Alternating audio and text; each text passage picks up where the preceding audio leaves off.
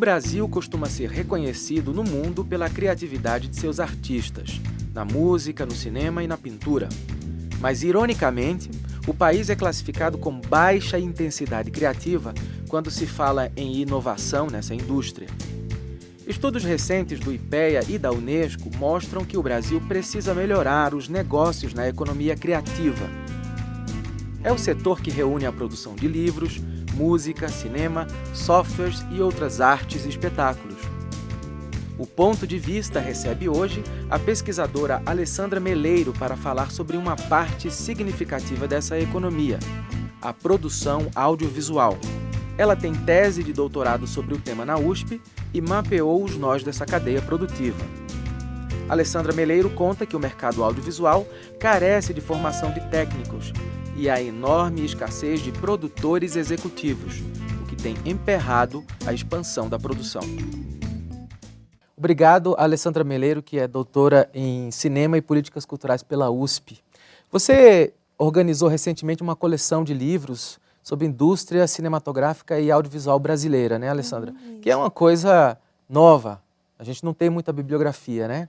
Nessa pesquisa toda, nessa organização de artigos, o que você encontrou como ponto mais travado desse mercado audiovisual no Brasil? Então, Getsemane, a gente dividiu essa coleção, já está com 6 volumes, né? A gente dividiu conceitualmente, né? Então, tem um livro tratando especificamente sobre questões de políticas culturais voltadas para o cinema e audiovisual. Outro livro falando sobre mercado, e aí olhando o mercado como envolvendo todos os elos da cadeia, né? Tem um outro livro falando sobre economia do audiovisual no Brasil, e do ponto de vista com um olhar mais regional, o que acontece, né, a gente tentar ver comparativamente o que acontece com as regiões brasileiras, em termos de produção, de distribuição e exibição. E, enfim, um voltado mais para o mercado de exibição, de distribuição e de exibição. A gente percebe vários problemas em todos os elos da cadeia, né? E aí, eu acho que essa, como você bem falou, é uma bibliografia que veio suprir uma falta de reflexão sobre a área, né, porque não dá para a gente ficar apenas com um boletim pequeno anual da Ancine, fazendo uma avaliação do ano anterior, e nem dá para a gente depender de dados de mercado de uma empresa privada que vende dados, que é a Filme B, né? Eu acho que a universidade ela tem, e o mundo acadêmico tem que se voltar sim a analisar e refletir. E de um mercado que é bastante grande, né? O mercado que mais movimenta, né, no Brasil, dentre todas as outras áreas criativas. Que movimenta, que emprega e que vem crescendo anualmente, né? Desde a retomada em 1990, a gente vê um gráfico crescente no número de produções e de coproduções. A gente não está falando só de uma produção de cinema brasileiro feita dentro do país. A gente está falando de cinema brasileiro feito no país e feito em parceria com outros países. E que passa cada vez mais a circular pelo mundo. Então, isso exige uma profissionalização, isso exige um esforço de sistematização de dados, porque não dá para a gente aperfeiçoar uma indústria se você não cria e aperfeiçoa políticas de fomento. Pois é um mercado que vem crescendo, ele vem tomando forma, né, está se profissionalizando, mas deve ter aí vários entraves, né? Você parece que estava falando que a produção executiva é um problema grande hoje em dia, né? A formação de pessoas, ter esse profissional. Eu acho que quando você olha, né, se a gente olhar o ano de 2012, que foram feitos 89 e distribuídos, né, filmes brasileiros que chegaram à sala de exibição, 89. 89 longas-metragens. 89 longas que chegaram às telas. Certo. Mas o número de filmes que foram efetivamente feitos é mais do que o dobro disso, né? Então, de cara, a gente já vê que muito dinheiro está sendo investido e esse dinheiro não está tendo retorno. Quer dizer, aí quase 100 filmes produzidos, finalizados e não exibidos. Ainda sem contratos de exibição, né? Isso é um problema de política pública? Sim, né? Porque esses filmes deveriam ter já um contrato de distribuição no momento em que ganham apoio para serem produzidos. Quer dizer, os elos têm que estar amarrados, não dá para a gente cuidar de um e esquecer do último elo da cadeia. Na produção, a gente sabe que a gente tem problema de formação de mão de obra, né? E aí, em todos os níveis, do mais técnico até os cabeças de equipe, né? Que é a direção, roteiristas, né? Falta escola de roteiro nesse país. Quer dizer, é como se a gente tivesse uma feira começando a ser montada, criada, e está faltando ali, tem laranja, mas não tem morango, está faltando pessoas ali, chaves para esse mercado, é isso, Alessandra? Está faltando. E esse novo PL, né, de produção nacional nos canais a cabo só está tornando explícito isso. As produtoras estão conseguindo captar e ter projetos, ter recursos e ter projetos na sua carteira e não tem mão de obra para executar.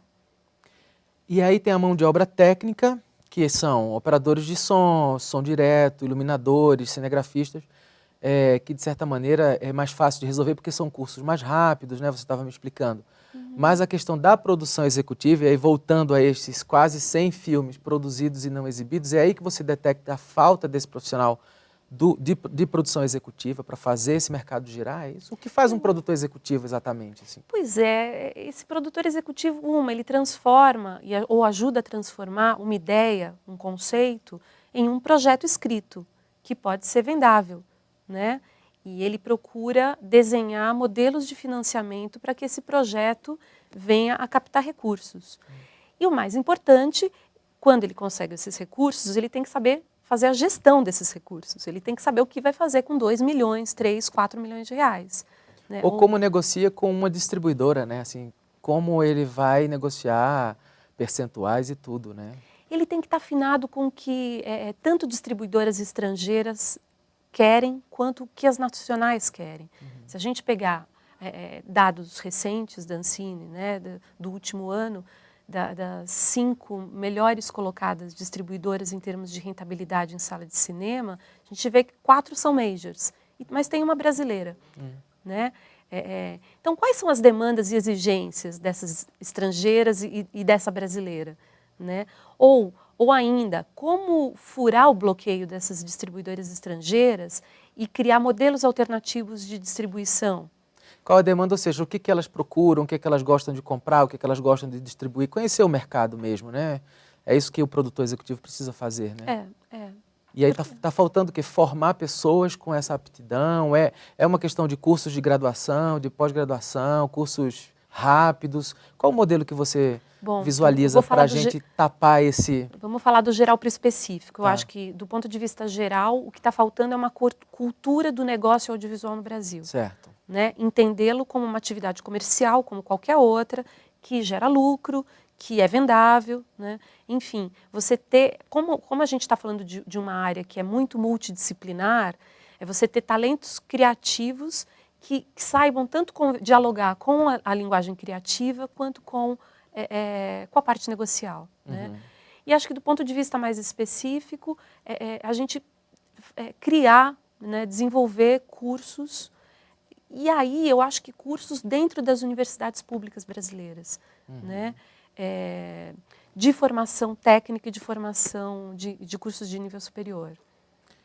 A gente está conversando aqui hoje com a Alessandra Meleiro, que é doutora em Cinema e Políticas Culturais na USP, e a gente está conversando sobre a economia criativa no setor do audiovisual, cinema e televisão. Recentemente, acho que em 2011, né, a gente tem uma nova lei em vigor que garante cotas de programação brasileira e até de programação independente brasileira nos canais por assinatura. E você está me dizendo que alguns canais não estão conseguindo cobrir essas cotas por falta de conteúdo ou de mão de obra. O que está acontecendo? Não, na verdade, os canais não, né? Mas as produtoras, as grandes produtoras, como a O2 Filmes de São Paulo, que é do Fernando Meirelles, a Conspiração Filmes do Rio de Janeiro, que tem uma diversificação na sua cartela, né, de produção bastante grande, elas têm se visto nessa situação. Tem projetos, tem recursos financeiros captados e não tem mão de obra. Então, é claro que isso tem um desdobramento no que vai chegar à tela. Então, resolveu-se um problema que é escoar um material, uma produção audiovisual, né? Faltava, realmente a gente precisava disso. Agora, eu não vejo muito uma política orgânica e consistente no sentido de amarrar, de entendê-lo como um modelo sistêmico. Entendi. Né, que está pulsando, que se você acelera uma ponta, você tem que acelerar todo o conjunto, que senão algo vai ficar faltando. E como é que uma produtora menor, uma produtora de tamanho médio ou pequena mesmo, consegue fazer negócio com um canal desse, né? Que também não é uma coisa muito simples, porque o canal, antes de tudo, ele espera que a produtora entregue e entregue na data. Não são só ideias legais e formatos bacanas. É a capacidade produtiva, né? E é a capacidade de entregar. E aí muitos canais terminam optando pelas produtoras maiores porque elas têm capacidade de entregar, mas está faltando mão de obra. Então, tem realmente alguma coisa um pouco desconexa aí, né? Você acha que é possível para um produtor pequeno chegar a fazer negócio? Assim, como que ele consegue fazer isso? Qual o caminho? Olha, eu acho que hoje em dia existem duas importantes instituições que estão ajudando esse pequeno produtor, né? Uma é a BPI-TV, Associação Brasileira dos Produtores Independentes, e outra é a Cinema do Brasil, né? Que começou com um trabalho com sede em São Paulo, mas enfim, as duas instituições são nacionais. E elas recebem, né, elas abraçam produtoras de todo o país que queiram se qualificar, né, que queiram ampliar os seus mercados, tanto dentro quanto fora do Brasil. E aí promovem encontros internacionais, sessões de pitching de produtores brasileiros com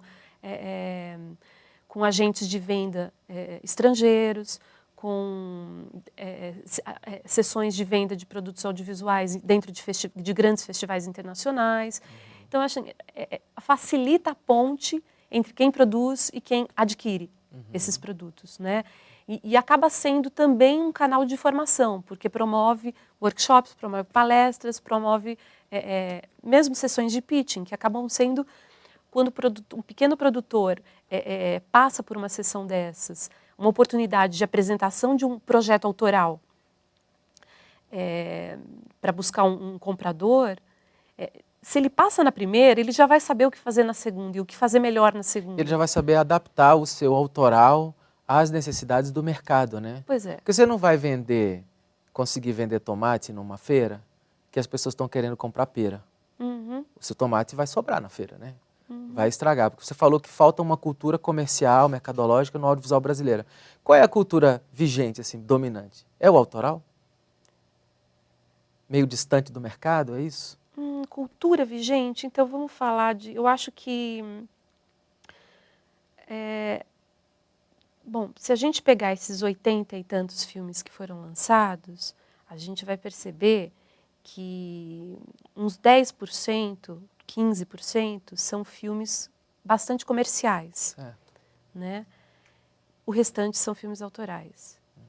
E a gente percebe também uma clara distinção de que esses 10 a 15% que são comerciais são aqueles que encabeçam as maiores bilheterias do ano. Né? São quem acaba conseguindo levar o espectador para assistir cinema. Isso não é um quadro específico nosso, nenhuma característica absolutamente brasileira. Isso se repete em todos os países, né? Com exceção dos Estados Unidos. Você tem uma parcela de filmes que são comerciais e que conseguem uma grande bilheteria e um grande número de filmes autorais que morrem na praia em termos de obtenção de público, né? Tá joia.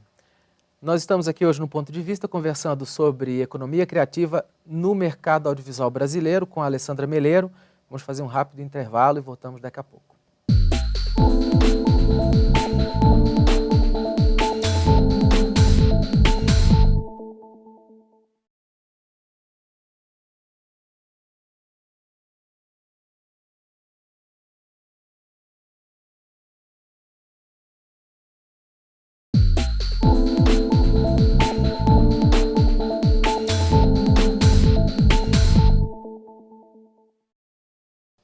O Ponto de Vista recebe hoje a Alessandra Meleiro, que é doutora em Cinema e Políticas Culturais na USP, para falar sobre economia criativa no setor do audiovisual. Alessandra, você estava dizendo no bloco anterior que precisa-se de uma cultura de mercado na indústria audiovisual. E qual é a cultura que a gente tem hoje? O que está vigindo? É a cultura da lei de incentivo. A cultura da lei de incentivo? É a cultura da lei de incentivo. Que seria você não precisar pensar na rentabilidade do teu produto, teu produto já sai pago de cara, seja através de uma lei de incentivo de utilização de recursos daí, seja através de editais a fundo perdido, né? Quer dizer, você não tem que ter a preocupação de se capitalizar com o teu produto para poder investir e fazer um novo projeto, né? Você sabe que você sempre vai ter o teu produto pago de cara. Então a gente está precisando dar uma nova guinada, porque há 10, 15 anos atrás se pedia muito recurso, né? Os produtores pediam muito recurso, não há recurso, a gente não consegue produzir. Hoje tem os recursos. Precisa de uma nova guinada aí à frente, então, nessa correlação de forças entre produtores, governo e Congresso? Eu acho que precisa, essa lei precisa ser mexida, alterada, isso já se sabe de alguns anos, né? Ainda só não teve, a gente não enfrentou algum gestor público que tivesse, enfim, força suficiente para mudar esse lobby do que já está funcionando, do que já está instaurado, né? Mas que precisa mudar, a gente sabe que precisa. Agora, essa cultura de lei de incentivo, ela é problemática, inclusive, para o produtor mesmo, né? Porque ele esgota, ele coloca a produção, essa cultura coloca a produção audiovisual quase numa época pré-industrial, onde o produtor esgota todos os seus recursos num único produto e depois ele não consegue replicar aquilo e nem ter recurso para um próximo produto. Aí ele vai depender de um novo edital, que dá trabalho.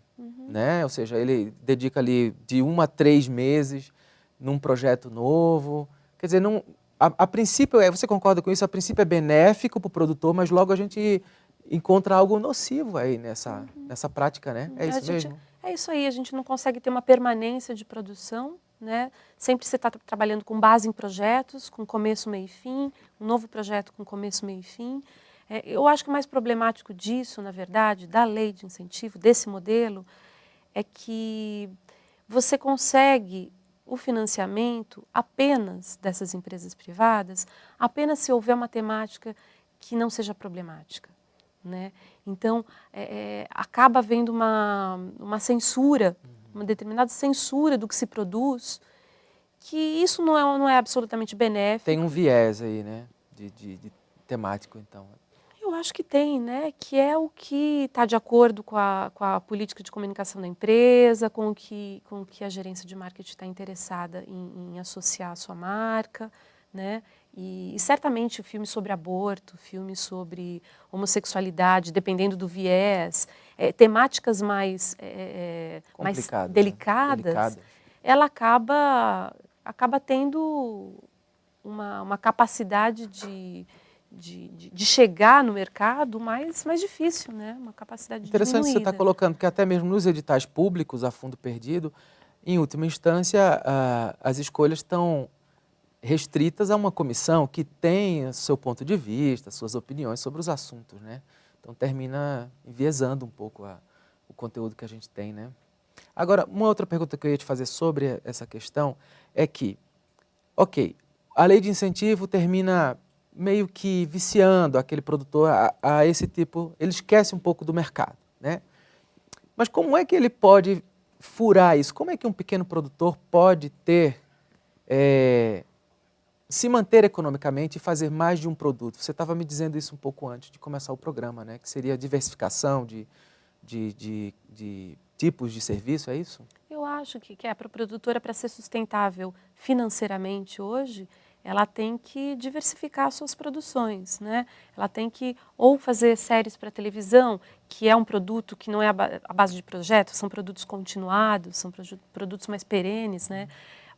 Ou projetos autorais, uma parcela de projetos autorais, webséries, você tem gente que está também fazendo webséries, que também depende de patrocínio, publicidade, né? mesmo. Publicidade, vídeos institucionais, enfim, videoclipes. E tem que diversificar a carteira. Ainda não dá para um produtor iniciante ou de tamanho médio focar num único tipo de produto, é isso? A gente consegue ver hoje, se você olhar o universo da produção audiovisual brasileira e cinematográfica, você percebe que as produtoras que se mantêm só fazendo filmes de longa-metragem, elas são produtoras que já estão estabelecidas no mercado.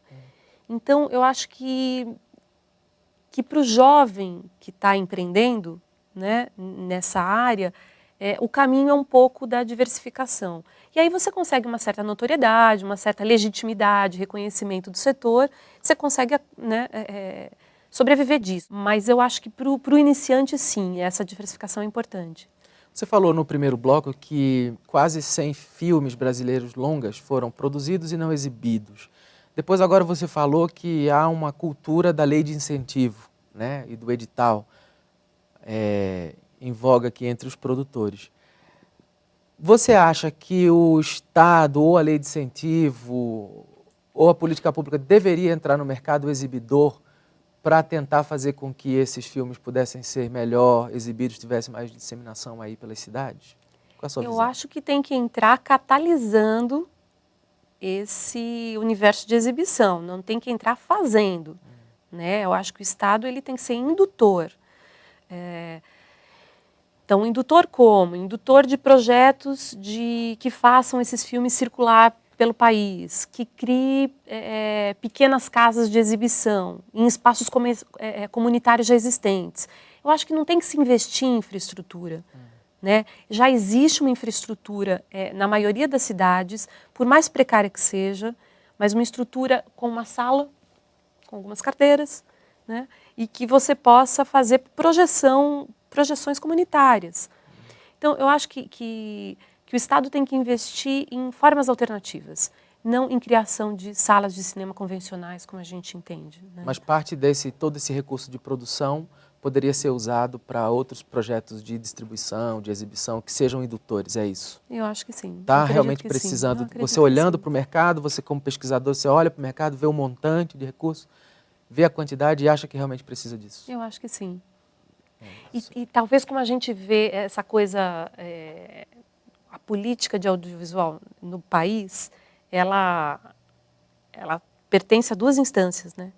Ora você tem o Ministério da Cultura com a Secretaria do Audiovisual fazendo isso, ora você tem a Ancine. E ora você tem o Itamaraty com o setor de audiovisual pensando também políticas de internacionalização do cinema brasileiro. Então, me parece que ora tem o Ministério das Comunicações também, que entra nesse jogo aí muitas vezes. Então, há uma pulverização de esforços e de recursos financeiros. Né? Tem que ter uma harmonização desse sistema. Porque os recursos existem, mas eles não estão aplicados onde deve. Né? Ponto de Vista está conversando hoje com a Alessandra Meleiro, que é doutora em Cinema e Políticas Culturais pela USP, e o tema da nossa conversa é a economia criativa no setor do audiovisual. Alessandra, indo um pouco mais à frente na nossa conversa, vamos falar um pouco sobre internet. Né? A internet é muito badalada, as pessoas gostam muito de mostrar suas coisas, e o vídeo terminou disseminando o vídeo assim, e o audiovisual para a casa de todo mundo virou produtor e tal. Para o produtor profissional, para o mercado audiovisual brasileiro, a internet ajuda ou atrapalha? Eu acho que ajuda, né? Eu acho que para o produtor e para o espectador, né? Essa coisa de permitir o acesso, de facilitar o acesso e de tornar público é absolutamente favorável. Né? Então hoje você consegue ter acesso a obras audiovisuais que estariam dentro de acervos de cinematecas, né? Com cópias em processos de deteriorização. E hoje você tem um material digital lá, fácil alcance, com download. Isso eu estou falando de memória audiovisual, né? Mas claro que isso serve hoje para a produção contemporânea. O produtor consegue fazer negócio audiovisual na internet? É possível? Ainda não, né? Eu acho que não. a gente ainda está nos primeiros passos. Mas como que você vislumbra esse negócio, né? Qual teria um modelo, alguns modelos a seguir que a gente pudesse perseguir como, sei lá, um objetivo, uma utopia para fazer negócio na internet com audiovisual? Cobrar ingresso para você assistir. Existe o financiamento coletivo de projetos, né? Que tem dado resultados em vários filmes, mas termina também sendo uma força, é quase uma outra lei de incentivo, né? Só que o produtor tem que fazer um esforço ainda maior para conseguir aquele financiamento lá dos amigos e dos conhecidos, ou, enfim. Mas há uma coisa que você, às vezes, como pesquisadora, vislumbra um modelo? Eu acho que, como se a gente imaginar o que aconteceu com a música do norte do país, né, com a música do Pará, que a venda do produto não é a música em si, mas é o espetáculo musical, né? Eu acho que esse canal de fruição da internet pode permitir que o cineasta, que o diretor, ele seja conhecido, que ele tenha sua produção tornada pública e que, de alguma maneira, ele vá conquistando um espaço de legitimidade. E a partir desse espaço de legitimidade que ele ganha, que ele consegue, que ele conquista, né, com o número de downloads, de pessoas que o veem, ele vai ter acesso a canais de financiamento. Eu acho que nem as grandes empresas de comunicação, de conteúdo, né? De comunicação ainda estão sabendo fazer isso direito, né? Ainda está uma coisa meio indecisa, né? A gente está perto de terminar, mas eu queria falar sobre a distribuição de mídias, né? Você ainda acredita que isso seja possível? Quer dizer, alguém aqui de Ceilândia comprar o filme do Adirley Queiroz, que é um cineasta de Ceilândia, em Ceilândia? Você estava falando de um projeto em Gana, de uma experiência em Gana, né, que ele distribui assim. Você acredita que isso seja possível ainda? Como é que a gente faz para chegar na feira? É um modelo viável, né? O modelo viável, esse modelo de Gana existe. A gente está vendo o que se faz com a música do Pará, né, que quer vender quase com muitos poucos reais você consegue adquirir a mídia.